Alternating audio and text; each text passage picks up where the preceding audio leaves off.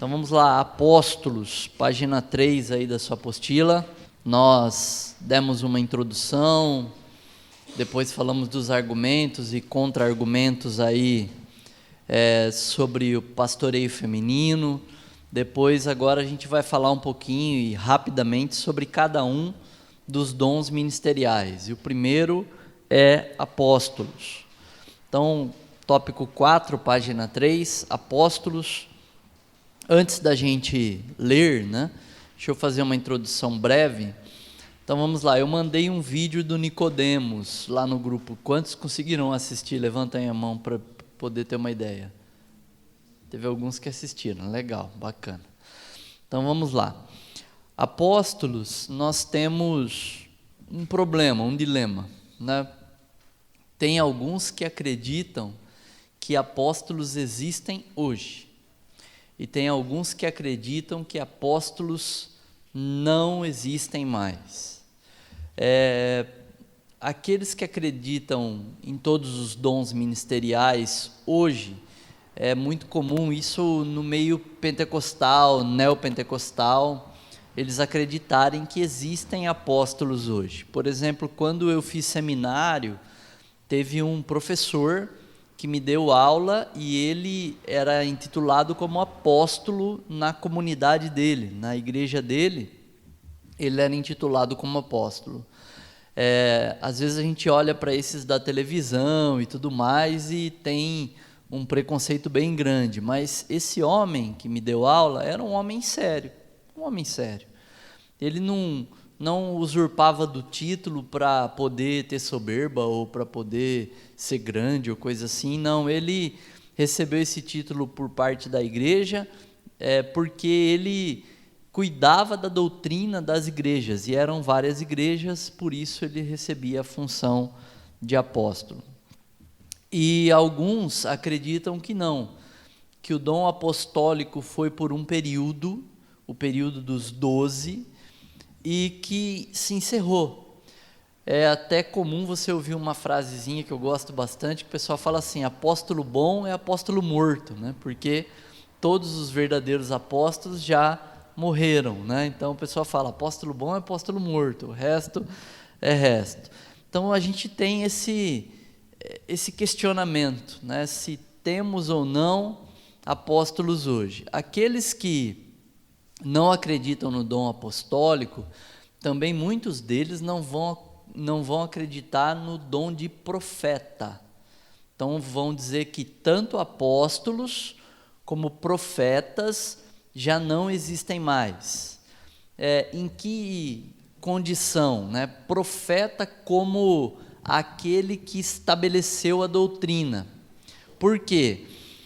Aqueles que estabeleceram a doutrina, apóstolos e profetas que lançaram os fundamentos sobre Cristo, lembrando disso, a pedra principal é Cristo, isso já não existe mais mesmo, isso a gente pode ter plena certeza.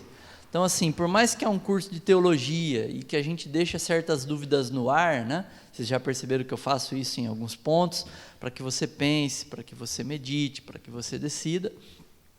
Mas isso não precisa ter dúvida nenhuma, você já pode estabelecer como uma verdade absoluta.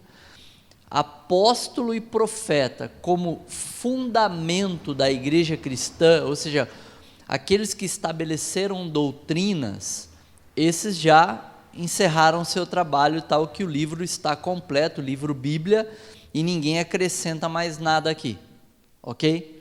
Então, por exemplo, se alguém perguntar para você assim, existem apóstolos hoje? Você pode dar a sua opinião, sim, não. E agora, se alguém perguntar para você, existem apóstolos hoje? Como existiu Paulo, como existiu Pedro? Você diz não. Não, porque a eles foi dado inspiração divina para poderem registrar a Bíblia Sagrada, registrar doutrinas, estabelecer doutrinas, e isso já está completo. O cânon da Bíblia, ou cânon, já está fechado, não tem mais como acrescentar mais nada. Deus já estabeleceu toda a sua palavra, todo o seu fundamento doutrinário está pronto, não acrescenta-se mais nada, não se retira mais nada, está completa. A palavra de Deus é plena, ela é perfeita, ela é completa, ela não precisa de adição e nem subtração, perfeito? Então, nesse aspecto, não existem mais apóstolos e profetas que estabeleçam doutrina. Agora, outra coisa também que você pode ficar firme e dizer, isso não existe, é se alguém se disser sucessor dos apóstolos. Então, alguém vem e fala assim, eu sou sucessor dos apóstolos. Antigamente isso era uma questão do catolicismo, como a gente falou na aula passada, mas hoje não. Hoje está acontecendo no meio neopentecostal muito. Pessoas se dizendo sucessoras dos apóstolos, né, e trazendo nova doutrina. Então, por exemplo, tem uma que ela era conhecida aí no Brasil, né, como pregadora, como pastora, agora ela se diz apóstola, e agora ela diz que a igreja errou em não guardar o sábado. Ela está guardando o sábado agora e está induzindo as pessoas a guardarem o sábado, está trazendo uma doutrina aí estranha para a igreja, onde na verdade é a doutrina de uma seita, né? A doutrina adventista, ela está trazendo para o meio evangélico aí, querendo colocar a goela abaixo, como se fosse inspirado por Deus, né? Como se Deus, como não? Ela fala que Deus falou com ela sobre aquilo. Então, qualquer um que disser assim, Deus falou comigo sobre isso, e trouxer uma adição, subtração, uma mudança bíblica, sem dúvidas, você pode dizer não. Eu vou ficar firme com a palavra de Deus, ela permanece para sempre. Jesus disse que céus e terras passariam, mas a palavra de Deus permaneceria para sempre, eternamente. Não tem mudança, não tem adição, não tem subtração, não tem nada que eu possa aceitar com relação à Bíblia Sagrada. Você tem que ficar firme nas Escrituras, perfeito? Então esses são os pontos que a gente de forma nenhuma negocia. Mudança na Escritura, sucessão apostólica e nova doutrina. Nada disso nós aceitamos, nós ficamos firmes na palavra de Deus e dela nós não desviamos, como disse o Senhor para Josué, nem para a direita, nem para a esquerda. Nós ficamos firmes na palavra de Deus e somente nela, perfeito? Então, apóstolos aí na sua apostila. Podemos definir a palavra apóstolos como enviados, isso no grego. No grego é apóstolos, né? Então, ou é apóstolos no português ou apóstolos no grego. Então não muda nada aí, né, para você poder entender. Então, hoje nós chamamos as pessoas que nós enviamos, por exemplo, para um outro país para pregar o evangelho, ou enviamos para uma outra região do nosso próprio país para pregar o evangelho, nós chamamos de missionários. Não é assim que a gente chama hoje no meio cristão? Aquele que é enviado, a palavra apóstolo significa enviado.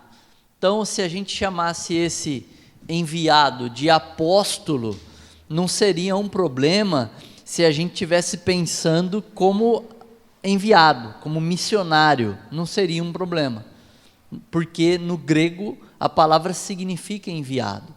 Agora, se a gente evita chamar de apóstolo, até para que não se confunda com os apóstolos bíblicos, por isso que a gente acaba chamando de missionário, aquele que foi enviado para o campo lá para poder pregar o evangelho. O tópico 2 da sua apostila diz assim, tópico 4.2, né? Podemos dizer que alguns deles, os primeiros apóstolos do Cordeiro, tiveram uma função especial de registrar as Escrituras, as doutrinas da igreja, aquilo que o Espírito Santo falava. Esta obra dos apóstolos já está completa e consumada. Vamos ler Gálatas capítulo 1. Gálatas capítulo 1, versículos 6 ao 9. Diz assim: admira-se que estejais passando tão depressa daquele que vos chamou na graça de Cristo para outro evangelho. Então, o que o apóstolo Paulo está falando aqui aos Gálatas? Ele está dizendo assim: eu fico admirado que vocês estão abandonando o verdadeiro evangelho e passando para um outro evangelho. né? Então, os Gálatas estavam sendo influenciados aqui por dois grupos, pelo menos. Um grupo, com certeza, um grupo chamado de judaizantes. O que esse grupo falava? Esse grupo falava assim: olha, não é suficiente você guardar somente, você crer somente na salvação pela graça, você precisa também guardar a lei. E aí dizia, ó, você precisa guardar o sábado, você precisa não comer carne de porco, não comer camarão, você precisa seguir a lei de Moisés, além de crer que a salvação é pela graça. E esse grupo também influenciava a se circuncidar. E esse pessoal aqui da região da Galácia, né, os Gálatas, estavam dando ouvidos para esse pessoal. E aí o apóstolo Paulo vem e fala para os irmãos: eu estou admirado em vocês estarem trocando e passando do evangelho da graça para um outro evangelho. E olha o que ele diz, versículo 7: o qual não é outro, senão que há alguns que vos perturbam e querem perverter o evangelho de Cristo.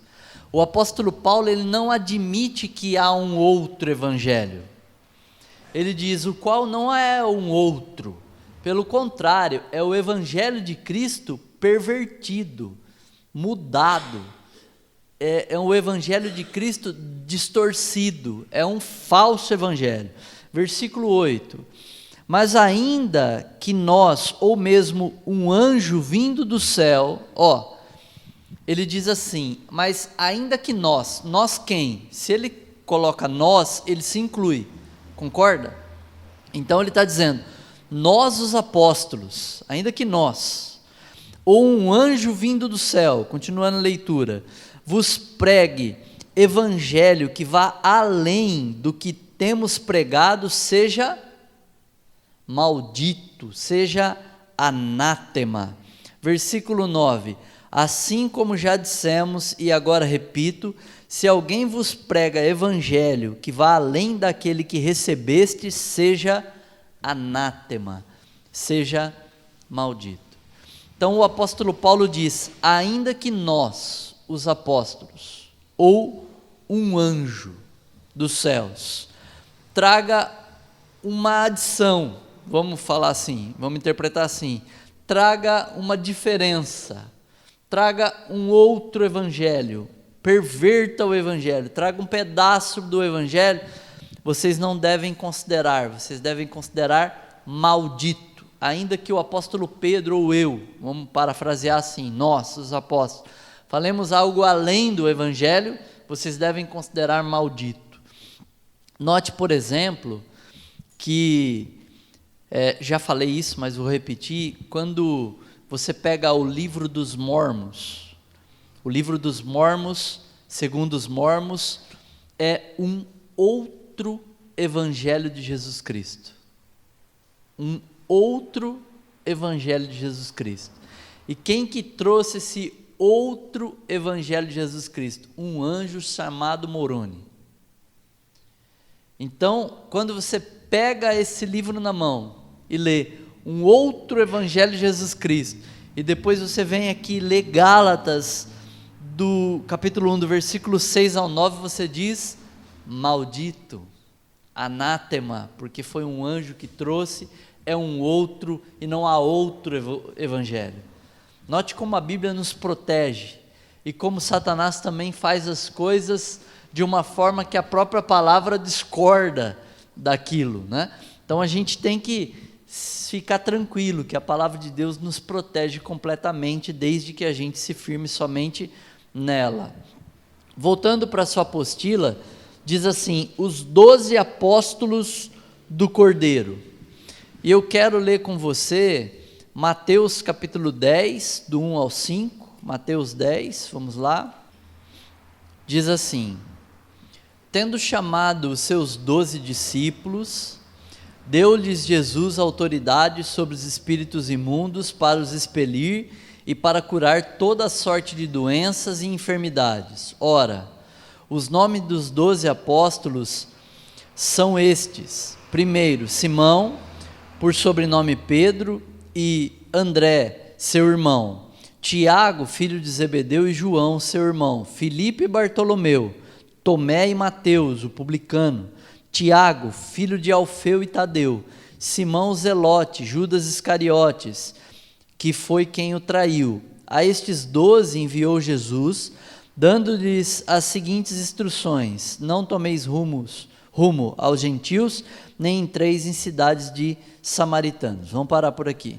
A estes 12 enviou Jesus. Então aqui tem a listinha dos 12.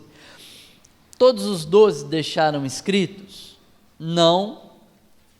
Nós não temos isso na Escritura, né? Nós temos aqui Pedro, nós temos aqui Tiago, irmão do Senhor, não Tiago apóstolo, mas Tiago, irmão do Senhor, registrou aqui a Bíblia Sagrada. Nós temos aqui Lucas, que era um seguidor junto com o apóstolo Paulo, mas nós não temos aqui, né, registro bíblico de todos os apóstolos, ou melhor, deixa eu corrigir, né? Nós não temos aqui escritos de todos os apóstolos, né? Registro deles sim, mas não escritos de todos os apóstolos. Se a gente for ler Apocalipse 21, vamos lá agora, o último livro da Bíblia, facinho de achar, né? Só abrir lá no finzinho. Apocalipse 21, versículo 14. Diz assim: a muralha da cidade tinha 12 fundamentos, e estavam sobre estes os 12 nomes dos apóstolos do Cordeiro. Aí eu pergunto para você assim: esses 12 nomes, tinha o nome do apóstolo Paulo lá? Vai ter o nome do apóstolo Paulo lá ou não? Aí a gente tem uma discussão. Por quê? No tópico debaixo da sua apostila diz assim: quem deveria ocupar o lugar de Judas Iscariotes? Matias ou Paulo? Por quê? Quando o Senhor é assunto aos céus, antes de ser assunto aos céus, ele diz assim: aguardem em Jerusalém. Então qual era a ordem do Senhor? Aguardar. Aguardem em Jerusalém até que do céu vocês sejam revestidos de poder. E aí vocês serão minhas testemunhas, tanto em Jerusalém como em Samaria, até os confins da terra.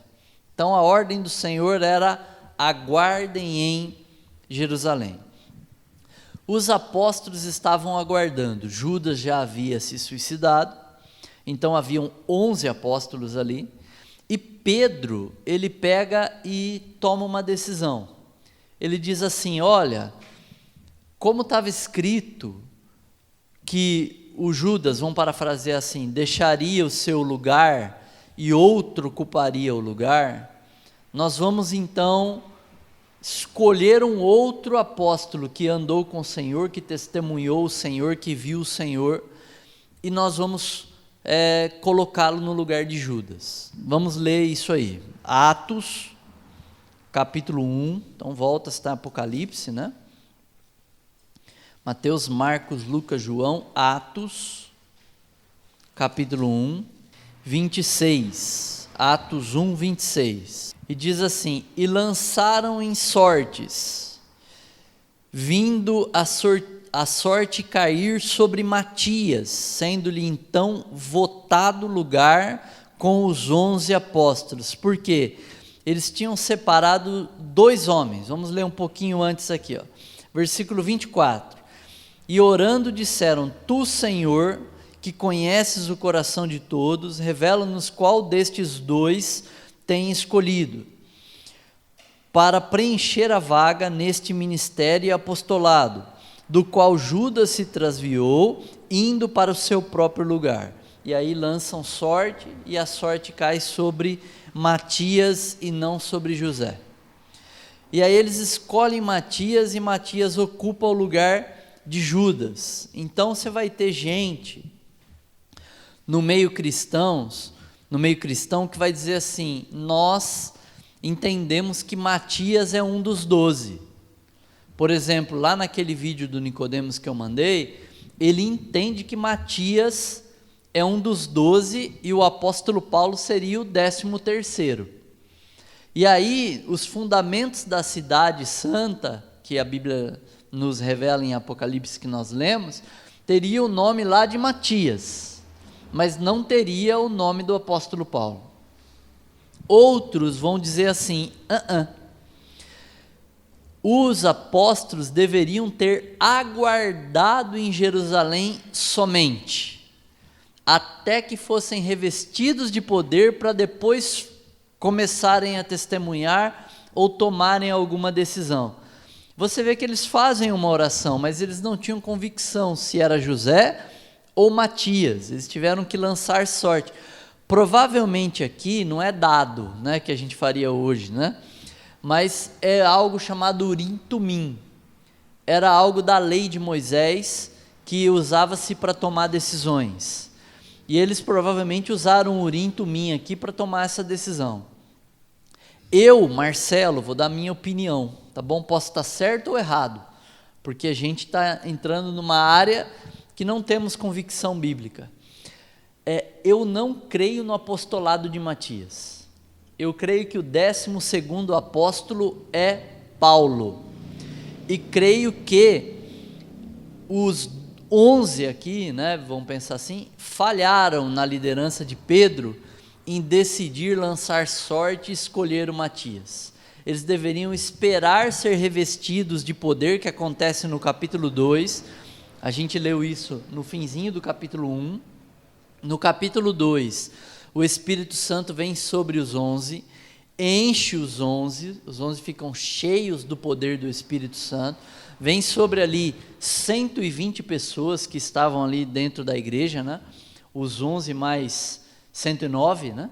Formando aí 120 pessoas, todos são cheios do Espírito Santo, falam em outros idiomas e testemunham as grandezas de Deus ali, Atos capítulo 2 diz isso. E depois, cheios do poder e com muita coragem, eles começam a testemunhar sobre Cristo, acabam presos e tudo mais que você já conhece a história, ou já ouviu falar da história. Eu acredito que o apóstolo Paulo ocupa o lugar de Judas, porque quem escolheu os 11 foi quem? E quem escolheu o apóstolo Paulo? Jesus. Foi o próprio Senhor a caminho de Damasco, Paulo estava a caminho de Damasco, o Senhor vai lá e encontra com ele pessoalmente, diz quem é, se revela, e aí escolhe ele para o apostolado, e ele tem ali a função de apóstolo dos gentios. Então eu creio que o apóstolo Paulo ocupa a 12ª cadeira e não Matias.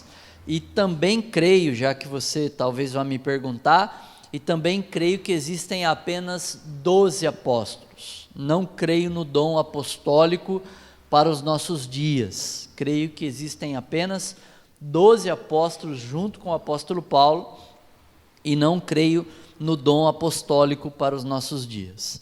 Voltando para a sua apostila, diz assim: outros foram enviados após a ascensão de Cristo. Matias, então aqui a gente leu Matias é escolhido como um apóstolo, mas a gente também pode encará-lo como um enviado, um missionário, alguém que foi escolhido para essa função também.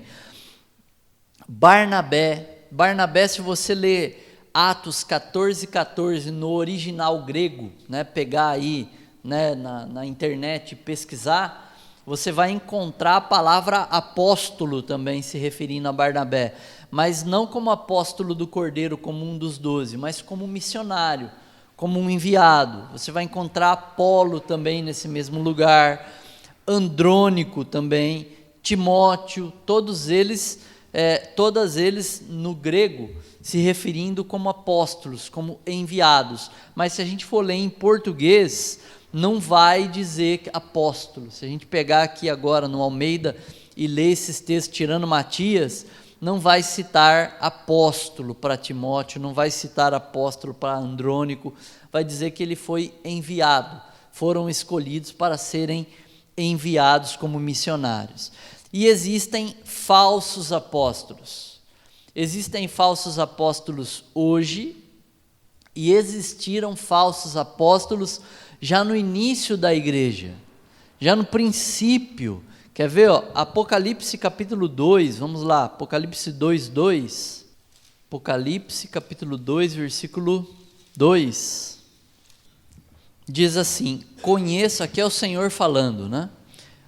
Conheço as tuas obras, é o Senhor falando à igreja de Éfeso, tanto o teu labor como a tua perseverança, e que não podes suportar homens maus, e que puseste à prova os que a si mesmos se declaram apóstolos e não são, e os achaste mentirosos. Então note, o Senhor Jesus aqui dá uma revelação para o apóstolo João, para que ele escrevesse uma carta para a igreja de Éfeso, e ele diz assim: eu conheço a obra de vocês, eu conheço a dedicação de vocês, a perseverança de vocês, e sei que vocês recusaram pessoas que se auto-intitulam apóstolos, mas não são, são mentirosos.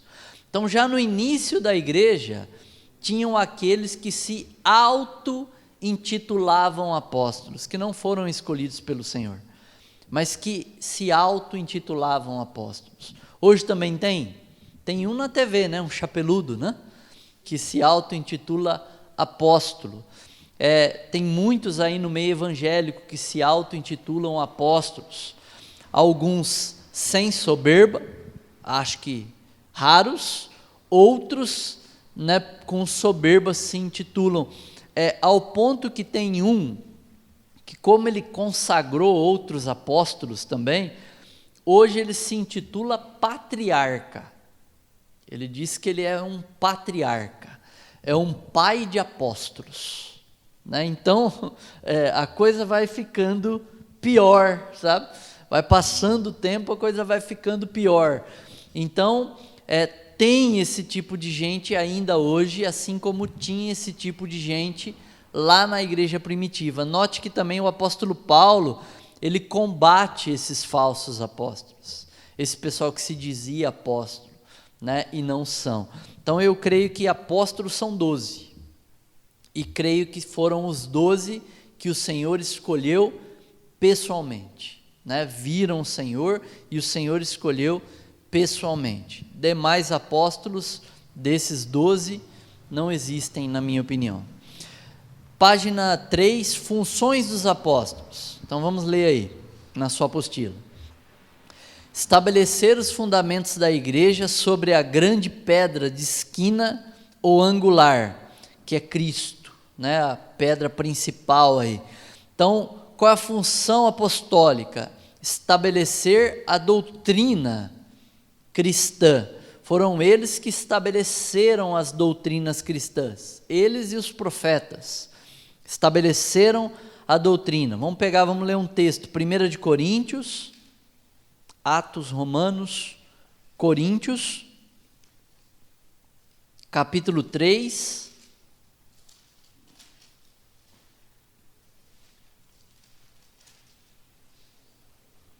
versículo 9 e 10.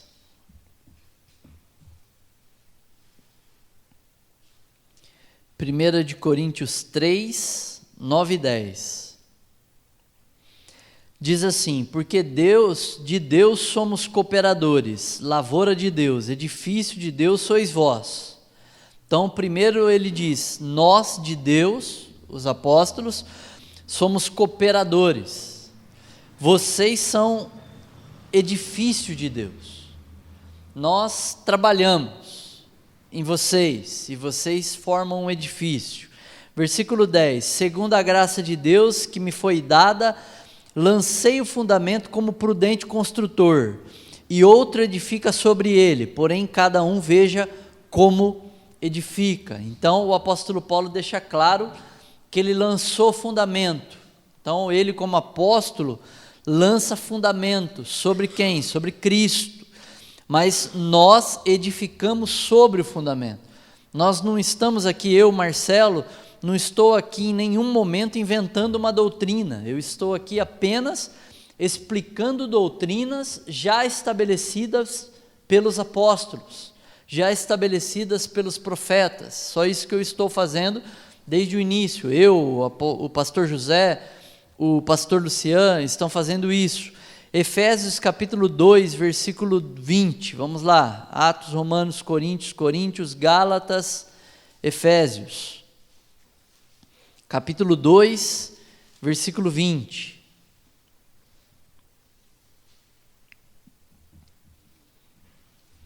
Eu vou ler o 19 e o 20. Assim já não sois estrangeiros e peregrinos, mas concidadãos dos santos, e sois da família de Deus. Sois quem aqui? Os gentios, né? Nós que não somos judeus.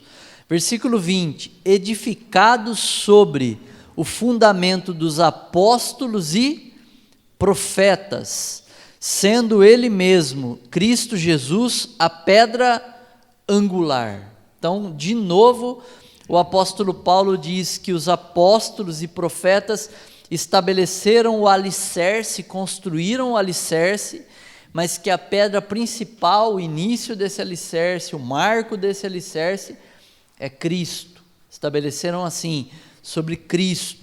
Então, a função dos apóstolos como estabelecer doutrinas, já terminou? Concorda comigo?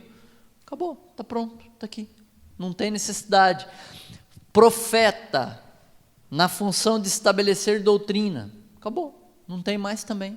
Então, qualquer profeta que assumiu um púlpito à noite para pregar e dizer assim: eu sou profeta, eu sou boca de Deus, e Deus me falou tal coisa, e essa tal coisa foge da Escritura, maldito, anátema, não procede de Deus esse camarada, é mentiroso, perfeito? Então a gente fica firme na Escritura. Aí você diz assim: mas irmão, como eu vou fazer isso se a Bíblia diz não julgueis? Quando a Bíblia diz não julgueis, precisa ler o contexto todo. A Bíblia não proíbe julgar, pelo contrário. Quanto aos profetas ou pregadores, a Bíblia diz que nós temos que julgar as profecias, julgar aquilo que as pessoas estão pregando. E a gente já foi ensinado isso no módulo anterior, né?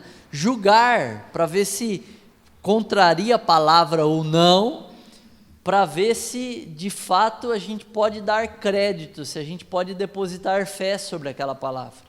Então a gente tem que julgar o profeta, porque a Bíblia diz assim: conhecereis, o próprio Senhor, os profetas pelos frutos que eles produzem.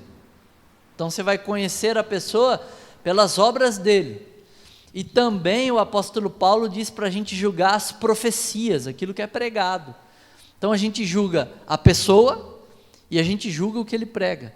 Quando a Bíblia diz não julgueis, não julgueis de forma hipócrita. Tendo uma trave no seu olho, um pedação de madeira, um tronco no olho, você quer tirar o cisco do olho do teu irmão. É isso que Jesus critica. Jesus diz que você não pode ter um julgamento hipócrita, mas sim, você pode ter um julgamento, sem dúvida nenhuma, você pode julgar de forma justa, conforme a justa justiça. Voltando para a sua apostila, diz assim: plantavam igrejas e elegiam lideranças. Então, os apóstolos, eles plantaram igrejas e também estabeleceram pastores, presbíteros, líderes para aquelas igrejas ali. Quando necessário, aplicavam disciplina.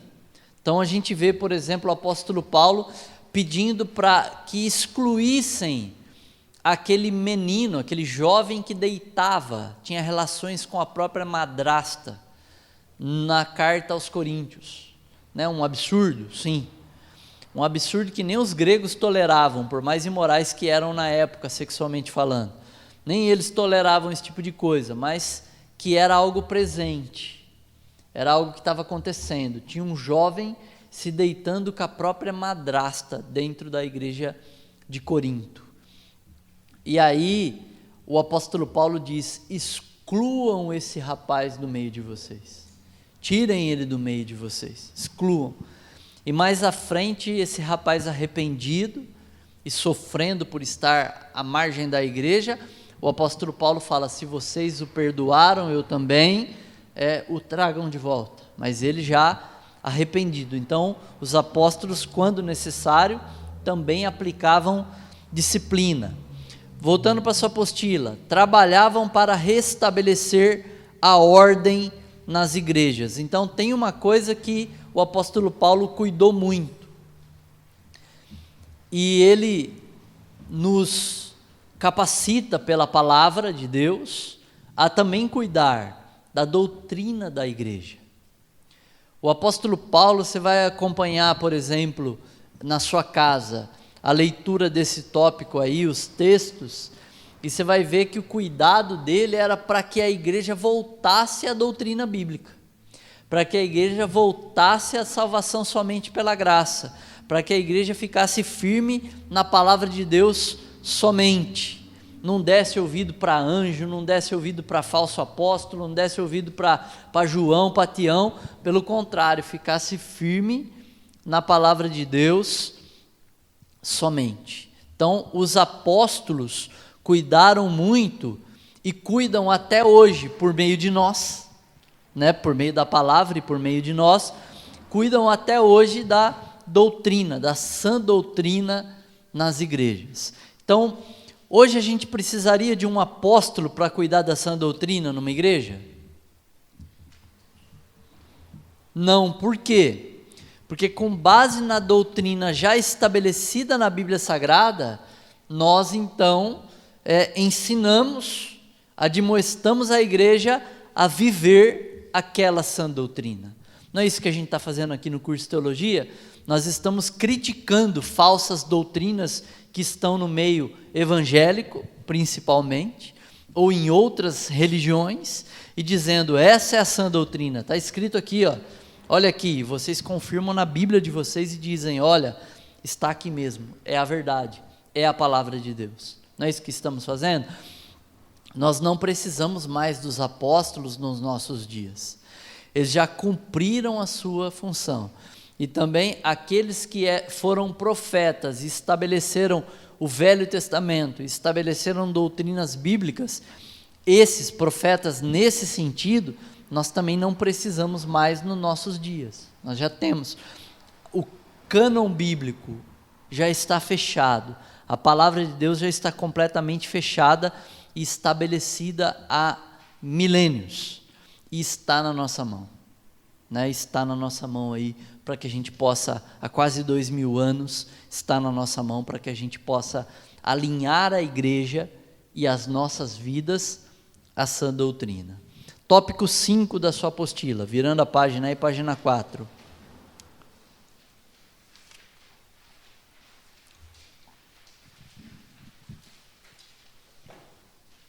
Profetas. Podemos definir profetas como aqueles que falam, profetizam em nome do Senhor, por revelação e inspiração divina. No grego é profeteu. Então, o que é um profeta? Primeiro, eu quero definir 2 tipos de profetas. 2 tipos que existem na Bíblia. Ok? Porque não adianta inventar um, né? 2 tipos que existem na Bíblia. Existem profetas escritos. Quem são esses profetas escritos? São profetas que registraram textos bíblicos.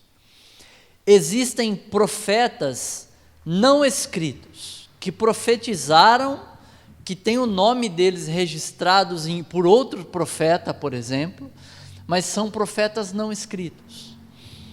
Esses profetas não escritos, eu acredito, Marcelo, que ainda existem. Esse dom profético ainda existe. E aí você vai dizer assim, irmão Marcelo, isso me dá medo. Também me dá medo. Mas a gente vai no livro de Atos e encontra um homem chamado Ágabo. E ele encontra o apóstolo Paulo e diz assim, quando você subir para Jerusalém, você vai ser preso. Ele se prende com um cinto, esse Ágabo, e ele profetiza a prisão do apóstolo Paulo. Esse mesmo homem tinha profetizado uma fome em Jerusalém. A fome se cumpre e o apóstolo Paulo, quando sobe para Jerusalém, é preso. Então, existe no Novo Testamento profeta que traz recado de Deus? Sim, Ágabo. Muito claro. Ok? Então, existe. No Novo Testamento, se alguém falar, existe. Agora, a gente tem que tomar cuidado? Sim. Quando alguém vier falar em nome do Senhor, o Velho Testamento já nos ensina dizendo assim, ó, tem que se cumprir. No Velho Testamento, se um profeta profetizasse algo em nome do Senhor e não se cumprisse, ele era morto a pedradas. Ok? Se a gente fosse hoje sair dando pedrada aí, a gente ia ter um monte que a gente ia matar na pedrada aí, né? Um punhado que ia dar para matar na pedrada. Pelo menos acertar a cabeça do cara a gente ia conseguir, né? Mas hoje a gente não coloca isso em prática, porque isso é lei de Moisés, nós não estamos debaixo da lei, mas sim debaixo da graça. Mas isso serve como um princípio para a gente entender que quando Deus fala, vai se cumprir. E não importa se a pessoa crê ou não.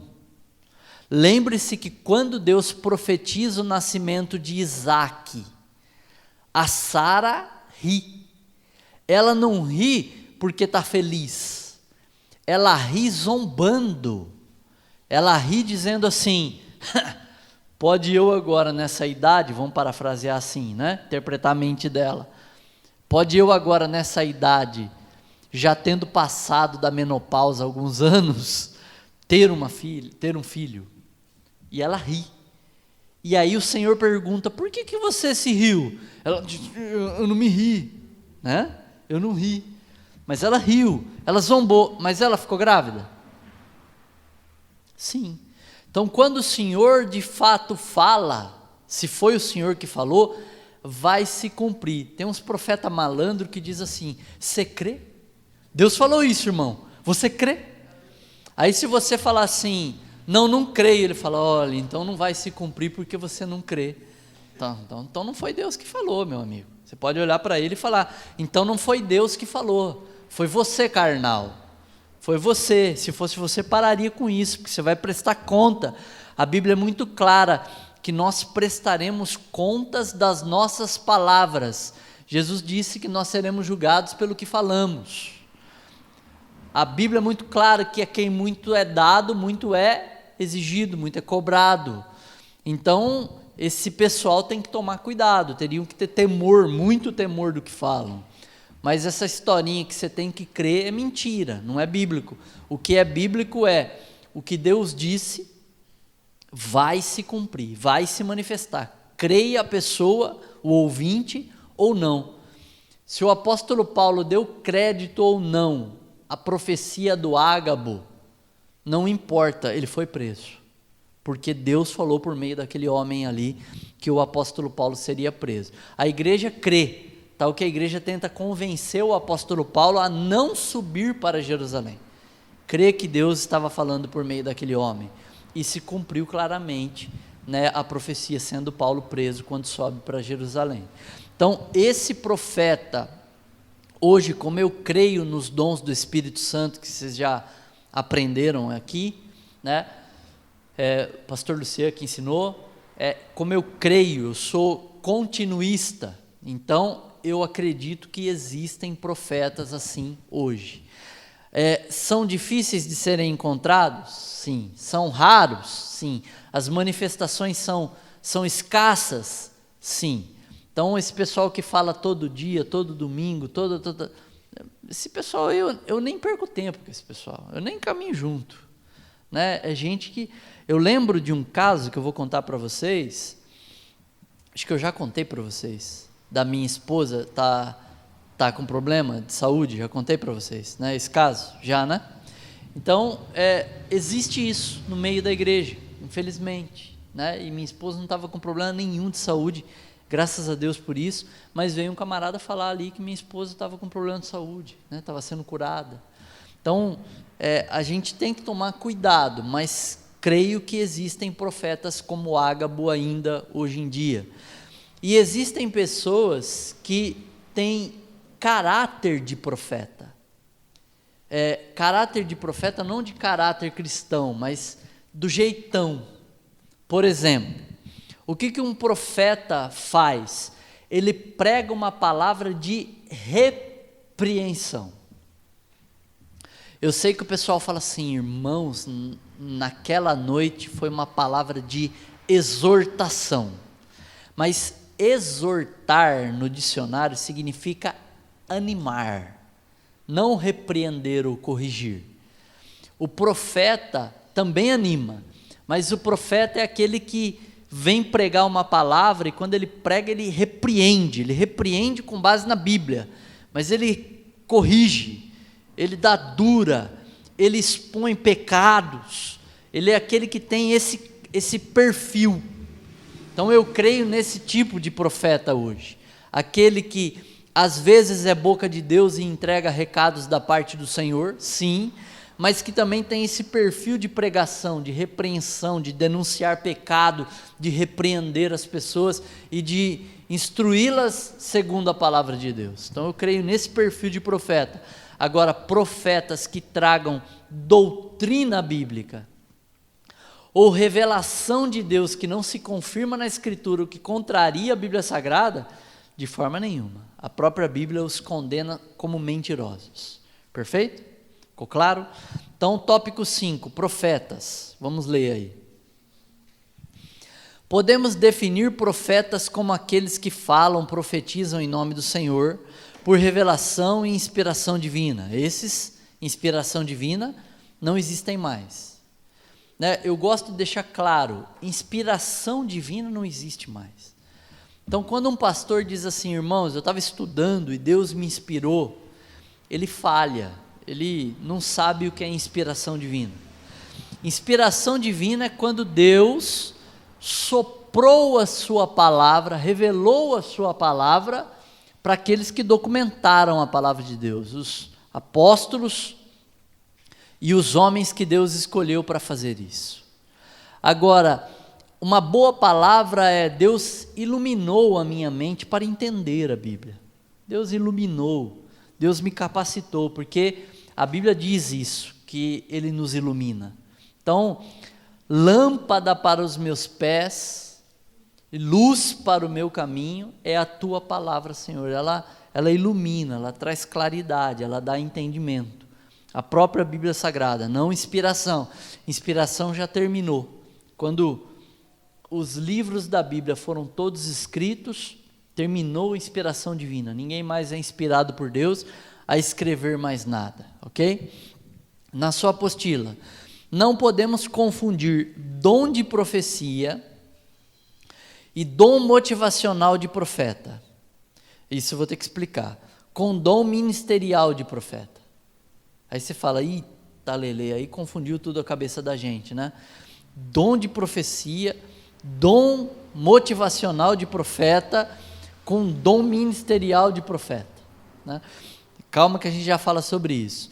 O dom de profecia é a manifestação do Espírito que pode ocorrer na vida de uma pessoa. Então, a primeira definição, o dom de profecia, vocês já estudaram, é quando Deus de fato fala algo no coração de alguém, ou audível para alguém, e esse alguém tem a missão de entregar para uma igreja ou para uma pessoa.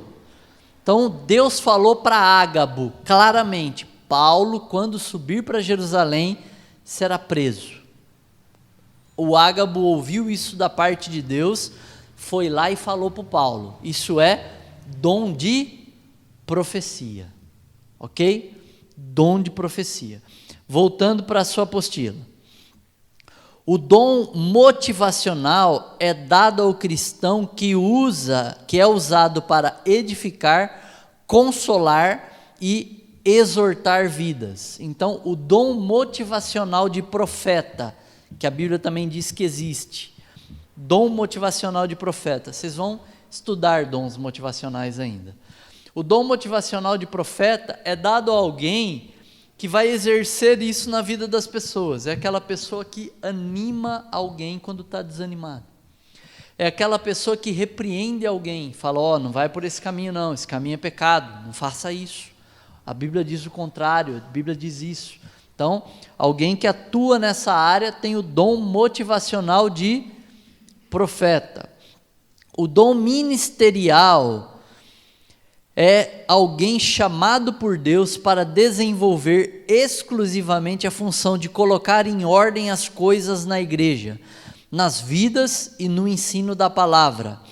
Podem manifestar o dom de profecia, pode falar em nome do Senhor em alguma ocasião, mas tem a função específica de corrigir as coisas, de trazer a edificação novamente ao fundamento. Então, o dom ministerial de profeta é aquela pessoa que consegue identificar na igreja o que está desalinhado com o alicerce. Imagine um prédio tortinho. Ele identifica isso biblicamente e ele é usado por Deus no púlpito, numa pregação, para trazer a igreja ao prumo de novo. Ele vem aqui, por exemplo, nessa igreja no domingo à noite, e ele prega algo que a igreja está desalinhada. Ele diz, está errado, isso é pecado, isso está desalinhado com a Bíblia diz isso, a Bíblia diz assim, olha o que está escrito, se vocês não se alinharem com a Bíblia, isso virá sobre vocês. Então, esse é alguém que está ocupando a função ministerial de profeta. Ele pode ter esse chamado e ir de igreja em igreja pregando assim, ou congregar em uma igreja e sempre que ele prega, ele admoesta, ele repreende, ele chama ao prumo, sempre, é o perfil dele. Você diz, esse irmão, quando ele sobe no púlpito, você diz, hoje vem lenha, né? Por quê?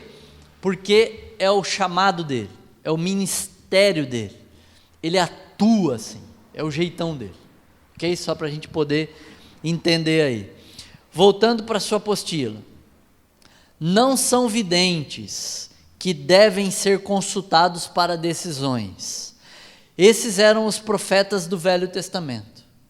Então, hoje não tem ninguém que você vai lá falar para ele assim, o que eu devo fazer? Casar com o João ou casar com o Manuel? Não. O que eu devo fazer? Casar com a Mariazinha, o rapaz pergunta, ou com a Joaninha? Não. Não tem mais esse vidente, esse intermediário entre Deus e os homens. Terminou, o véu se rasgou, lembra disso. Nós temos acesso direto ao Senhor. Não tem mais esse tipo de profeta hoje em dia. Mas ainda tem pessoas que ocupam essa função e gostam. Eu lembro que tinha uma irmã que ela fazia essa função, né? Mas não é bíblica essa função, né? Ao ponto que as pessoas ligavam para ela. Ô irmã, faz uma oração por mim aí, eu preciso tomar uma decisão em tal área. Aí ela orava e depois falava para a pessoa o que fazer, né? Isso não é bíblico, querido. Isso aí você pode cair em laço, você pode estar terceirizando a sua decisão, deixando outra pessoa decidir no seu lugar, mas quem vai sofrer as consequências é você, né? Nada feito, não existe mais esse tipo de profeta hoje em dia, não tem mais. Pode ser demoníaco, né? A gente vê isso, base bíblica para isso. Obrigado, irmão.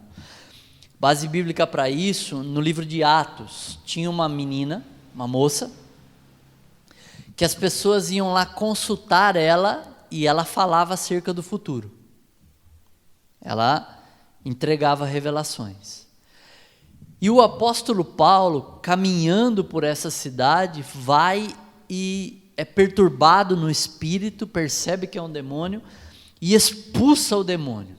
Essa mulher, ela tinha senhores, a Bíblia diz, no plural, ou seja, pessoas que eram donos dela, ela era escrava. E eles ganhavam dinheiro com as conversas dela acerca do futuro. E eles ganhavam dinheiro, ela contava coisas, não sei se acerca do futuro, falava do passado, do futuro e tudo mais. Então, era uma operação demoníaca. Aí você diz assim, mas como o demônio sabe o futuro? Ele não sabe o futuro. Só que Satanás, ele é um ser milenar, né? Ele é um ser que ele já viu muita coisa acontecer. Ele e seus demônios atuam, acompanham pessoas, então eles imitam a voz da vovozinha, eles falam coisas que a vovozinha fez porque estavam lá, eles contam coisas que parece que é verdade. Você fala, puxa vida, é minha vovó, mas não é a vovó, são espíritos malignos fingindo ser a vovozinha. Eles, por terem visto tantas coisas, eles chutam o futuro, chutam. Só que acertam muitas coisas, porque já viram muitas coisas acontecer nessa vida aqui. Mas erram outras também. Você vê, por exemplo, aqueles caras que eram conhecidos, né, agora acabou isso aí, né, mas antigamente parecia no Fantástico, um cara que falava que um avião ia cair no ano tal, que não sei o que, lembra disso? Ô irmã? Mãe de Iná, Nostradamus, lembra desse pessoal, né? Muitas coisas eles acertaram? Muitas coisas eles acertaram. Algumas eles erraram? Algumas eles erraram. É de Deus? Jamais, porque Deus não erra nada. Deus é infalível, né? São ações demoníacas, a gente tem que tomar cuidado com isso, muito cuidado. Hoje temos direção pela palavra de Deus, a sua apostila diz, e somos dirigidos pelo Espírito Santo. Quer ver? Hebreus capítulo 1, vamos lá. Hebreus 1. Hebreus capítulo 1, versículo 1 e 2. Acharam? Diz assim: havendo Deus outrora falado muitas vezes e de muitas maneiras aos pais. Quem é os pais aqui? Aos pais dos judeus, ok? Aos pais dos judeus, pelos profetas. Então, como que Deus falava outrora, ou seja, antes? Pelos profetas. Quem são esses? Do Velho Testamento. Quem são os pais? Aqui são os antepassados, ok? Antepassados, perfeito. Versículo 2: nestes últimos dias, nos falou pelo Filho, Jesus Cristo, olha aí, Filho com letra maiúscula, a quem constituiu herdeiro de todas as coisas, pelo qual também fez o universo. Então, antigamente, Deus falava por meio dos profetas. Hoje, Deus nos fala por meio do Filho. Como? Por meio da palavra, por meio da Bíblia Sagrada. A Bíblia é o próprio Cristo revelado. Ele disse: eu sou o caminho, a verdade e a vida. Ninguém vem ao Pai a não ser por mim. Ele é a própria verdade, Ele é a própria palavra. Então, nós aprendemos de Cristo, ouvimos de Cristo, conhecemos de Cristo por meio da sua palavra, perfeito? E o último tópico antes do café aí de profeta diz assim: devemos julgar sua palavra, sua pregação, seus frutos e sua profecia. Então, repito, devemos julgar sua palavra, sua pregação, seu conteúdo, seus frutos, suas atitudes e suas profecias. Se ele está falando em nome de Deus, devemos julgar se cumpre ou não. Onde diz isso? Nessas referências que nós já citamos, porém estão referenciadas aí na sua apostila, e você pode confirmar na sua casa durante a semana. Vamos lá, funções dos profetas. Funções: estabelecer e corrigir o fundamento, ao fundamento. Então, estabelecer e corrigir ao fundamento quer dizer assim, não é edificar de novo, é como uma casa que tem uma trinca e entortou, e aí a pessoa vai lá, o engenheiro faz um furo ali naquela trinca, para poder empurrar a casa no alicerce. O alicerce já foi estabelecido sobre Cristo, pelos apóstolos e pelos profetas. Nós só alinhamos a casa. Deu para entender? Nós não fazemos um alicerce novo. Nós não mudamos o alicerce. Nós não corrigimos o alicerce, porque o alicerce é perfeito. É a palavra absoluta de Deus. Nós apenas alinhamos a igreja, os irmãos, nós trazemos para o prumo. Então, a função de um profeta é estabelecer e corrigir ao fundamento. Fundamento já estabelecido. Animar e fortalecer os irmãos também. Então, por exemplo, alguém, um profeta que se diz assim, olha, eu tenho o meu dom ministerial, por exemplo, um irmão, eu não tenho esse dom, mas o irmão fala, meu dom é de profeta. Se ele só lenha, né? Só corrige, também tem coisa errada. Provavelmente ele é legalista. Provavelmente ele judia da esposa. Provavelmente os seus filhos sofrem com ele, porque ele é alguém que é perfeccionista, extremamente exigente, cobra de todo mundo e castiga todo mundo. Ele não é saudável para a igreja. Ele é alguém que você tem que tomar cuidado com ele. Por quê? Porque o profeta, ele corrige, mas ele também, em outras ocasiões, anima, fortalece, levanta os irmãos, né? Levanta o abatido, coloca de pé o cansado, ok? Então ele tem esse equilíbrio. Confirmar ministérios pela direção do Espírito Santo. Então, a gente vê em Atos que profetas também confirmavam ministérios. Quer ver? Vamos ver isso. Atos capítulo 13. Atos 13, 1 ao 4. Diz assim: havia na igreja de Antioquia profetas e mestres, Barnabé, Simeão, por sobrenome Níger, Lúcio de Cirene, Manaém de Colasso de Herodes, o tetrarca, e Saulo. Então, na igreja primitiva ainda tinham profetas? Sim ou não? Então não terminou o ministério profético no Velho Testamento somente, ponto final. Concorda comigo? Aqui está falando que dentre a igreja, dentre esses nomes aqui citados, alguns eram profetas e outros eram mestres. Então, o ministério apostólico, a gente pode dizer, não existe mais, mas o ministério de profeta, dom ministerial de profeta, ainda existe. Versículo 2: e servindo eles ao Senhor e jejuando, disse o Espírito Santo: separai-me agora Barnabé e Saulo para a obra a que eu tenho chamado. Então, jejuando e orando e impondo as mãos sobre eles, os despediram, enviados aqui como missionários, né, como apóstolos no grego, né, enviados como missionários, pois pelo Espírito Santo desceram a Seleucia e dali navegaram para Chipre. Então, dom ministerial de profeta não só existe, como ele serve para dar direção à igreja, ao ponto que o Espírito Santo falou com alguns desses irmãos, dizendo: olha, separa o Paulo e o Barnabé do meio de vocês e envia como missionários para determinado lugar, assim. Né? Olha que extraordinária essa direção da parte de Deus aí. O último tópico diz assim: quando usados em manifestação de profecia. O que é manifestação de profecia? Dom do Espírito Santo. Prevêem futuros acontecimentos, apontam pecados, etc. Então, por exemplo,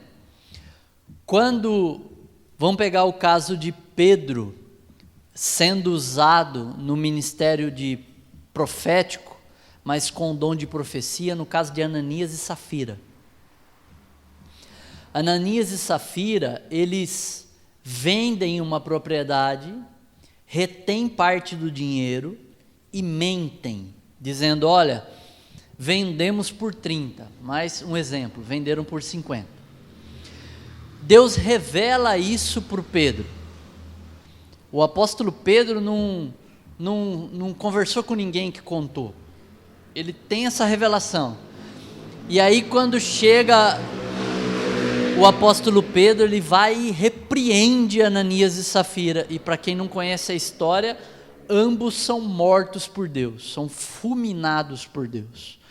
E quando isso acontece? Isso acontece em Atos dos Apóstolos, na igreja primitiva, né, debaixo da graça de Deus, né? Tem gente que fala assim, isso não acontece mais. Sim, acontece debaixo da graça de Deus, na igreja primitiva, e são fulminados ali, porque mentiram ao Espírito Santo, o apóstolo Pedro diz.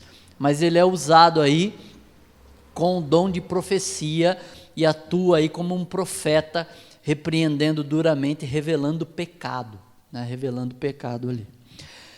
Eu lembro de uma história que eu vi de um pastor, isso é fato histórico, que ele estava vendo ali, aconselhando, acompanhando a igreja dele, e vendo muito pecado, mas muito pecado mesmo. E Deus deu uma direção para ele pregar uma palavra sobre pecado e sobre inferno, e ele raspou a cabeça, entrou careca na igreja para chamar a atenção dos irmãos, e pregou um sermão naquela noite sobre pecado e o inferno. E conta a história que as pessoas assim se ajoelhavam no corredor, assim, chorando, implorando pelo perdão do Senhor. Então, sim, né, nos nossos dias Deus pode fazer coisas extraordinárias como essa, e usar-nos como profetas dele para denunciar pecado, chamar a atenção do pecado para alguns irmãos, levar a igreja ao arrependimento, levar a igreja à conversão, levar as pessoas a se alinharem com a Bíblia Sagrada, com o alicerce estabelecido na palavra de Deus, ok? Tópico 5 da sua apostila, evangelistas. Evangelista vem do grego evangelistes, alguém que anuncia a palavra com sabedoria e autoridade, citada apenas 3 vezes no Novo Testamento. Então, a palavra evangelista no grego é citada apenas 3 vezes em todo o Novo Testamento. O que é um evangelista? É aquele que chama as pessoas para a salvação, é aquele que prega o evangelho. Esse é um evangelista. Mas é diferente do crente. Todo crente tem que pregar o evangelho? Sim. Agora, o evangelista, isso é a missão dele, é a vida dele. Ele entende isso como urgente, o tempo todo. Quem geralmente tem dom ministerial de evangelista? Missionário, né? Se ele não tem o dom de evangelista, ele está errado, não deve ir para o campo missionário, porque ele deve amar, deve arder dentro dele, deve ser uma missão urgente pregar o evangelho para o missionário, né? Por quê? Porque ele é evangelista. Quando a gente pensa numa pedra, vamos pensar numa pedra como igreja, ok? Pensa assim. Então o apóstolo, vamos pegar Jesus, pensa no muro de pedra. Então Jesus, ele vai e lança o fundamento desse muro de pedra. Ele mesmo vai lá e se encaixa no muro de pedra. Ele não precisa de apara, de aresta, de nada, porque ele é perfeito. Os apóstolos vêm e começam a edificar sobre esse muro de pedra, sobre esse alicerce que é Cristo, e coloca as doutrinas ali, todas as doutrinas, a doutrina da graça, da justificação pela fé, os dons, como a igreja deve atuar nos dons, como a igreja deve ter a ordem do culto, estabelece quem é o Espírito Santo, quem são os anjos, estabelece todas as doutrinas. Estão ali. Os apóstolos e os profetas deixaram pronto esse alicerce, ok? Aí sobre esse alicerce vão sendo colocados agora as pessoas, os crentes, não é isso? Como pedras. O evangelista é aquele que busca a pedra, é aquele que vai lá buscar a pedra, ele é aquele que prega o leitinho, o início da pregação, aquela pregação que é o leitinho para o neném na fé. Ele vai lá e prega, ele busca, ele traz a pedra. Aí ele traz a pedra tudo torto assim, não encaixa no buraquinho do muro, não encaixa. Aí vem o profeta com uma ferramenta e fala: esse pecado tem que sair da tua vida, corta uma aresta. Esse outro pecado tem que sair da tua vida, corta uma outra aresta. Só que ainda a pedra está meio tortinha assim, e tem dificuldade na família, tem dificuldade no casamento, tem dificuldade no relacionamento pessoal, e aí vem o pastor e abraça a pedrinha, e aconselha a pedrinha, e lixa a pedrinha, e ajusta a pedrinha. E aí essa pedrinha está quase encaixando no muro ali, só que essa pedrinha, ela ainda está um pouco confusa sobre o que ela tem que fazer. O que eu tenho que fazer? Eu leio a Bíblia e me pergunto, o que eu tenho que fazer? Como eu tenho que viver? Aí vem o mestre e fala: senta aqui, eu vou te ensinar, eu vou te explicar, eu vou deixar claro para você o que você tem que fazer. E aí essa pedrinha vai, encaixa no muro. Deu para entender a função dos dons ministeriais? Nessa ilustração? Deu para entender? Então, o rapaz está meio animado hoje, né? Esse rapaz está meio animado hoje. Então, o evangelista, ele é aquele que vai lá buscar a pedrinha. Ele é o que sente essa urgência de pregar o evangelho. É aquele que vai sempre ter esse sentimento dentro dele. E se você for falar com ele, ele vai falar assim: o que é mais importante, querido? Para um evangelista, ele vai falar: pregar o evangelho. Tem que pregar, querido. Pregar o tempo todo, em onde a gente estiver, a tempo e fora de tempo, tem que pregar o evangelho. Aí você vai e pergunta: pastor, o que é mais importante? Ele falou: acolher as pessoas. A gente tem que acolher as pessoas. As pessoas estão sofrendo aí fora no mundo, irmão. A gente precisa acolher essas pessoas, a gente precisa cuidar dessas pessoas, a gente precisa tirar o carrapicho do pelinho das ovelhas. Aí você vai e pergunta para um mestre: mestre, o que é mais importante? Ele vai falar: as pessoas precisam aprender a Bíblia, as pessoas precisam conhecer a Bíblia, precisam saber dela, precisam comer dela, precisam beber dela. Quem que está certo? Todos eles. Mas cada um, por causa do seu chamado ministerial, vai ter sua ênfase. Você vai falar assim: profeta, o que é mais importante? A igreja hoje, irmão, está vivendo em pecado, o Senhor está voltando, a gente precisa se voltar à palavra de Deus, precisamos abandonar o pecado, precisamos viver uma vida santa. Ele está certo? Está certo. E Deus colocou esses irmãos com essas características no seu corpo, na igreja. Não quer dizer que cada igreja tem lá todos os dons ministeriais, não. Às vezes tem uma igreja que não tem ninguém com o chamado ministerial de mestre, por exemplo. O que essa igreja tem que fazer? Tem que convidar de fora de outra igreja, às vezes, um irmão para ministrar uma palavra, um irmão para dar um seminário, um irmão para ir ali falar sobre determinado assunto. Tem que convidar. Para quê? Para poder edificar a igreja com aquele dom, porque não tem na igreja aquele dom. Às vezes a igreja não tem nenhum irmão com perfil ali, com dom ministerial de profeta. Então, convida um irmão de fora para vir pregar, para vir trazer uma palavra no domingo. Então, assim, o corpo de Cristo é organizado, porque o Senhor não organiza o corpo dele com base na placa das igrejas. Ele não divide assim. É o único corpo de Cristo. Não tem divisão.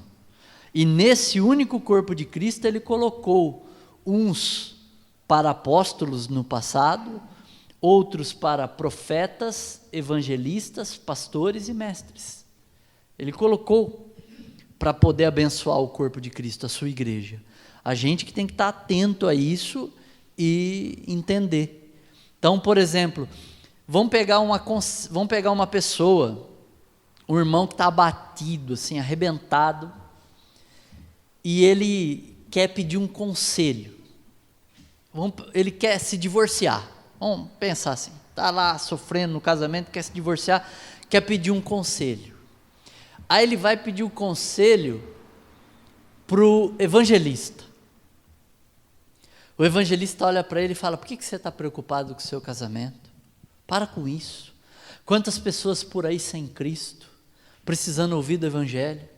Ocupa teu tempo pregando, vai por aí pregar, rapaz, né? E o seu casamento vai melhorar. Quando você focar no reino de Deus e na sua justiça, seu casamento vai melhorar.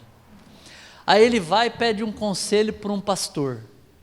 Aí o pastor fala: puxa, você está sofrendo, querido, que sofrimento, que luta, olha, está doendo em mim pensar no seu sofrimento, olha, vamos orar e vamos chorar junto, e conta comigo, vamos caminhar junto, Deus vai restaurar seu casamento, nós vamos junto, vamos conversar, eu converso com você, com a sua esposa, vamos marcar um dia, pastor.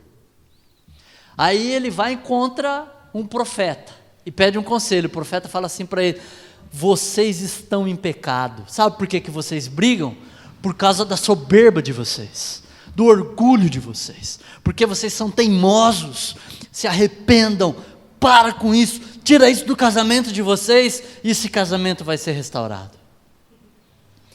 Aí ele vai e pede um conselho para um mestre. O mestre fala assim: senta aí, você já leu Mateus 19? Olha o que diz aqui, ó, Jesus falando, Mateus 19, né? Você não tinha lido, irmão? Não, já li. Então viva, está escrito aí. Não sei por que você está questionando isso para mim, está escrito aí. Todo mundo está certo? Todo mundo, mas cada um com o seu ministério, cada um com o seu chamado, e assim é a sua ênfase. Por isso que uma igreja precisa que os dons ministeriais, todos eles atuem na vida da igreja, né? Senão a igreja ela fica meio capenga, faltando algo. Ela precisa ter esse entendimento, ter esse discernimento para poder ser uma igreja abençoada. Então, voltando para a sua apostila, evangelistas. Felipe, aquele que foi consagrado a diácono, sem dúvida nenhuma tinha o dom ministerial de evangelista. Quer ver? Ó, Atos capítulo 21, versículo 8, diz assim: no dia seguinte partimos e fomos para Cesareia, entrando na casa de Felipe. Ó como Paulo chama ele, o evangelista. Paulo aqui não, né? Desculpa, é Lucas que escreveu Atos. O evangelista, que era um dos 7, ficamos com ele. Por que era um dos 7? Era um dos 7 diáconos, foi escolhido como diácono, para atuar na igreja no diaconato, mas o dom ministerial dele era evangelista, ao ponto que ele desce mesmo para Samaria, pregando o evangelho, né, e fazendo sinais e prodígios, e Deus usando ele muito, para que ele pudesse levar pessoas para Cristo, pedras vivas para o muro, aí que é o edifício do corpo de Cristo. Na sua apostila diz assim: um dos 5 dons ministeriais dados por Cristo, né? A gente já leu isso aí, Efésios 4:11. Timóteo fez a função, porém era bispo. 2 de Timóteo 4:5, vou citar, Paulo diz assim: cumpre, vocês vão abrir? Então vamos abrir. 2 de Timóteo capítulo 4, versículo 5 diz assim, acharam aí? Amém? Tu, porém, sê sóbrio em todas as coisas, suporta as aflições. Isso mesmo, 2 Timóteo 4:5. Suporta as aflições, faze o trabalho de um evangelista, cumpre cabalmente o teu ministério. Faça o trabalho de um evangelista.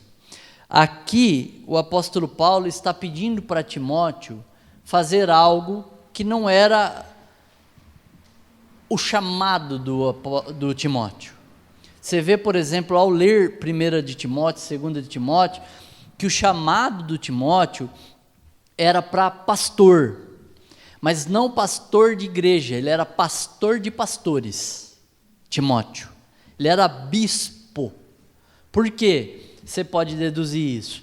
Porque em 1 de Timóteo 3, Paulo orienta como ele deveria consagrar novos presbíteros e novos diáconos. Então ele cumpria essa função, ele era pastor de pastores, pastor de diáconos, pastor da liderança, ele era bispo cuidava de uma região. Só que Paulo diz: cumpre a função de evangelista. Também anuncia o evangelho aos incrédulos, traga pedras vivas para a igreja. Então, nós podemos cumprir a função de evangelista? Sim, mas nunca seremos evangelista se não tivermos o chamado. Então, todos nós devemos evangelizar? Sim, mas só seremos evangelistas, de fato, se tivermos o dom ministerial, o chamado. Aquele que tem o chamado vai arder dentro dele, ele vai querer da área da igreja, né? Ele vai querer da área, ele não gosta muito da igreja. Pode reparar, missionário, ele não gosta muito dessas reuniões de culto. Ele acha isso que é importante, mas que as pessoas deveriam evangelizar mais. Então ele tem certa resistência. É normal missionário assim. Por quê? Porque ele pensa assim, eu não quero estar aqui, eu quero estar lá no meio dos índios. Eu não quero estar aqui, eu quero estar lá em tal lugar pregando o evangelho. Eu não quero estar aqui. Eu quero estar alcançando pessoas que são almas que estão precisando de Cristo Jesus, carentes da graça de Deus. Então, essa é a função de um evangelista. Na sua apostila diz assim, funções dos evangelistas. É aquele que ministra aos perdidos, ao mesmo tempo que conduz a igreja à perfeição dos santos. Sua função é ajuntar as pedras vivas, pessoas, sobre o alicerce, formando a igreja. Virando a página aí, página 5 da sua apostila, diz assim, nesse texto, nós vamos ler o texto, parte dele, podemos ver com clareza algumas características de um evangelista. Não vou nem ler, vou contar. Atos 8 aí, é o Felipe pregando o evangelho. E ele faz sinais e prodígios, ele prega o evangelho com clareza, né? E ele está preocupado de fato que as pessoas creiam para a salvação. Ele não está preocupado numa edificação na escritura como o mestre se preocupa. Ele não está, ao ponto que ele nem prega ou nem fala a respeito do Espírito Santo. Você vê que os apóstolos depois vêm e passam naquela região e perguntam, vocês receberam o Espírito Santo quando creram? E alguns vão falar assim, que Espírito Santo? Nós nem ouvimos falar do Espírito Santo. Por quê? Porque o foco da vida dele é evangelismo, né? E a gente vai encontrar também pessoas que vão se adentrar à igreja e não haviam nascido de novo, como Simão, o mágico, que abandona suas práticas, adentra a igreja, mas depois quer comprar por dinheiro o dom do Espírito Santo do apóstolo Pedro, e o apóstolo Pedro o repreende. Então, Filipe tinha essa necessidade urgente de pregar o evangelho, mas não via a necessidade urgente da edificação. Isso quem cuida, né, quem cuidava eram os apóstolos, e quem cuida na igreja presente são os mestres que se preocupam com isso. O meu chamado ministerial é de professor. Então, por exemplo, eu não gosto de uma pregação se o camarada não ensinar bem a Bíblia. Eu já fico bravo. Já penso, falei, perdi o domingo. Né? Já não ganho o dia. Né? Eu já fico bravo. Se alguém falar assim, o que você tem que fazer, irmão Marcelo, na igreja? Eu falo assim, eu tenho que dar aula. É isso que eu tenho que fazer. Então, às vezes eu vou pregar de domingo, convidam eu para pregar, eu dou uma aula. Né? Porque é o que eu sei fazer, eu vou lá e dou aula, no domingo à noite. Né? Então, com perfil de aula mesmo, esse aqui, o tema é tal, a gente vai aprender e tal. Porque é o meu chamado, é o meu ministério, eu não sei fazer outra coisa. Não é porque eu quero, é porque Deus me chamou para ensinar, só isso. Se alguém falar assim, irmão Marcelo, e pastoreio? Eu falo, pastoreio eu corro. Quando alguém vem pedir conselho, geralmente eu falo assim, procura o pastor fulano, fale com Beltrano. Por quê? Porque não é meu ministério, não é meu chamado. Eu sei que eu vou ter dificuldade, e eu sei que quando eu quis fazer isso, algumas vezes na vida, eu mais arrumei confusão do que resolvi a situação. né? Porque acabei falando de uma forma atravessada, né? Não desceu bem, deu problema, né? Deu problema. Então, cada um foi chamado e cada um vai atuar naquele seu ministério, aquele que foi chamado para isso. E os dons ministeriais também, Deus chamou alguns. E o Felipe entendia com clareza isso. Meu chamado ministerial é evangelismo. Você encontra também um outro evangelista na Bíblia, Apolo. Apolo pregava veemente sobre Cristo, a Bíblia diz, e convenciam as pessoas sobre Jesus Cristo. Ele era um baita de um evangelista. E perguntaram para Apolo: Apolo, você recebeu o Espírito Santo quando você creu? Quem é o Espírito Santo? Ele nem sabia, ele não tinha tido contato com os apóstolos ainda.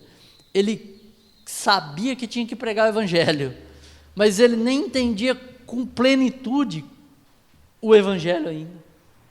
Então o evangelista, ele geralmente vai pregar uma mensagem mais, o evangelista vai ficar bravo comigo agora, mais rala, mais superficial, uma mensagem mais leitinho, que os incrédulos vão compreender com mais facilidade, para poder crer em Cristo Jesus. Agora, o mestre, ele não consegue ir lá e pregar um sermão ralo. Ele acha que ele está devendo alguma coisa. Então ele vai ir profundo, e às vezes ele vai tão profundo que nem ele entende direito. E os outros também não. Eu lembro de um sermão que eu preguei uma vez aqui nessa igreja, que eu terminei o sermão dizendo assim: nem eu entendo direito o que eu preguei nessa noite. Nem eu entendo direito. Porque de fato era algo ali que nem eu compreendia com clareza ainda. Mas não era mistério não, era difícil de entender, difícil.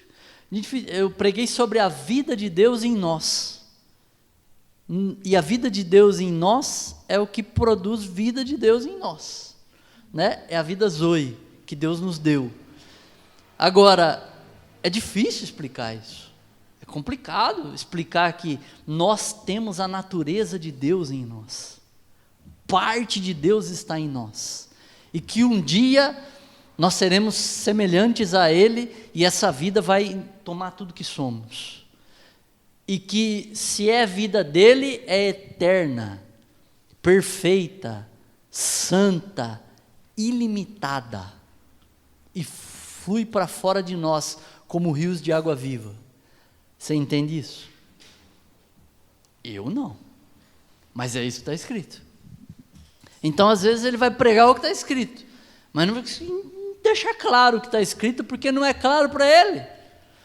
Agora o evangelista, ele vai pregar sermão muito claro. Por quê? Porque o foco dele é que a pessoa compreenda o evangelho da graça e creia em Cristo para a salvação somente. Se o evangelista está no culto e é um mestre que vai pregar, ele pensa assim: puxa vida, esse cara devia estar fazendo isso na escola bíblica dominical, não fazendo isso no domingo à noite. Tem gente aqui visitando, que não entende nada do que ele está falando. Ele precisava estar pregando o evangelho. Se tem um pastor ouvindo o sermão, está pensando assim: puxa vida, aquela ovelha está tão machucada, está tão sofrida, hoje poderia estar ouvindo uma mensagem de que o Senhor é o pastor nosso, é aquele que cuida de você, é aquele que se apega a você, é aquele que te acolhe. O profeta está ouvindo o mestre pregar e está pensando: e ele não vai falar de pecado? Será que ele não está em outro mundo? Tem que falar de pecado. Aqui tem gente vivendo em pecado, é uma oportunidade, amanhã não dá mais tempo. Cada um tem sua urgência, cada um tem a sua necessidade, só que a igreja, ela é abençoada por todos esses ministérios, repito, atuando na vida da igreja. Voltando aí para a sua apostila: pratica o evangelismo público e pessoal. O verdadeiro evangelista, ele não é um camarada só de multidões. Pensa, lembra de sem ser da Bíblia, um evangelista aí dos últimos anos? Pensa um nome. Vou te dar um. Billy Graham. Lembra dele? Né? Negócio dele era encher estádio para convocar as pessoas a crerem em Cristo Jesus. Esse era o ministério dele. Assim ele foi conhecido. Mas ele conta várias histórias de que ele estava em avião, por exemplo, evangelizando quem estava do lado dele. Então, ele não era um evangelista de multidões, não, eu só prego se tiver um estádio lotado, aleluia. Não, ele evangeliza quem está do lado no avião, está do lado. Ele pregava para todo mundo. O evangelista está na fila do banco, ele usa o exemplo da fila do banco como um exemplo que todo mundo está indo para o inferno e precisa de Cristo. Ele faz isso, né? Ele vai ali e fala, precisa disso. Você entendeu? É assim, nós estamos todo mundo indo para o inferno, como essa fila aqui, e precisamos de Cristo. Ele é assim, o evangelista, ele prega o evangelho, ele vai na feira comprar maçã, e a hora que ele pega a maçã, fala assim, Eva comeu o fruto proibido e pecou, todos nós pecamos e carecemos da glória de Deus, e o camarada fala, rapaz, o cara pega uma fruta aí e já começa a pregar o evangelho, né? Esse cara crente perturba, né?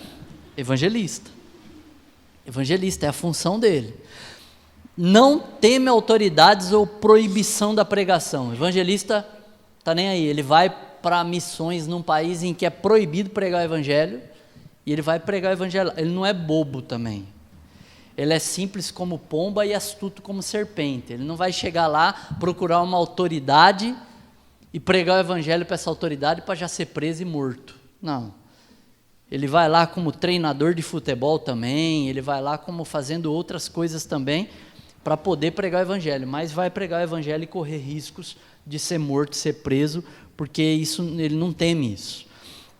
Prega Jesus Cristo e não a placa de igrejas ou doutrinas. Quem prega doutrina é mestre. Quem prega placa de igreja é descrente. Descrente que prega placa de igreja. Porque crente não atrai pessoas para a sua igreja. Crente verdadeiro quer levar pessoas a Cristo Jesus. Está nem aí. Por exemplo, eu estou aqui. Eu sei que aqui deve ter, sei lá, umas 7 igrejas diferentes, talvez. Aqui. Eu convidei vocês para frequentar a minha igreja algum dia? Não me incomodo. Por quê? Porque a minha função é preparar você para ser bênção lá onde você vai mesmo. Essa é a minha função. O evangelista também, ele prega o evangelho e ele quer que a pessoa procure a igreja mais próxima da casa dele, seja bíblica. O Billy Graham falava isso direto, procure uma igreja bíblica perto da sua casa. Assim que ele fazia. Porque ele vinha lá dos Estados Unidos para pregar o evangelho aqui no Brasil, às vezes, enchia um estádio de futebol, as pessoas. Imagine isso. Imagine, queridos, pare para pensar. Enchia um estádio de futebol e as pessoas iam lá para ouvir do evangelho. E um monte de gente era descrente. Iam lá, esse homem enche estádio de futebol, porque que esse cara tem? O que ele fala? Eu vou lá ouvir esse cara. Sem dúvida nenhuma, é uma operação de Deus. E ele falava no fim, procure uma igreja bíblica perto da sua casa. Né? Então, ele não tem a preocupação, o evangelista, de encher a sua igreja.